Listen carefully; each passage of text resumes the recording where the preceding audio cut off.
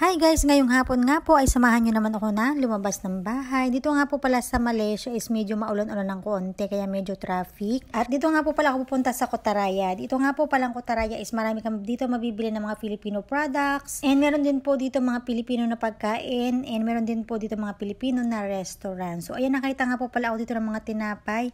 At dahil nga po hindi pa ako nagla-lunch, ayan, bumili ako ng 2 peraso. And then umakit ako dito sa third floor habang kumakain ng tinapay. At nadaanan ko nga po pala itong ukay-ukay. Sobrang bago pa ng mga damit nila dito na binebenta.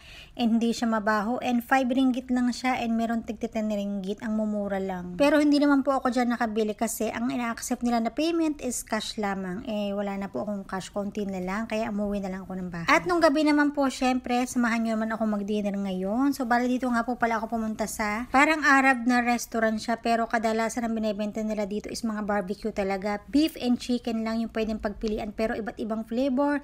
Sobrang dami and nalito nga ako dyan kung ano nga yung pipiliin ko kaya nagtingin-tingin muna ako dito sa menu. At dahil nga sa sobrang daming choices so hindi ako makapag-decide kung ano ba yung kakainin ko ngayon. And may nakita nga rin po pala ako ditong biryani rice pero syempre dahil late na hindi na naman ako pwedeng kumain ng rice. So ito nga po pala yung in-order namin. Merong beef tandoori. Bali nga po pala i-grill din. So nag-order din ako nitong chapati. Bali ito nga po pala yung in-order ko. Parang chicken siya. At dahil nga po ito ay first time ko, sobrang sarap, sobrang lambot. And yung mga pampalasa po na nilagay nila dito is nanunuot talaga sa loob ng chicken. At syempre dahil nga po ito ay late na, ayan, ang kinain ko lang po ay itong chapati. Bagay na bagay po ito dito sa in-order kong chicken barbecue.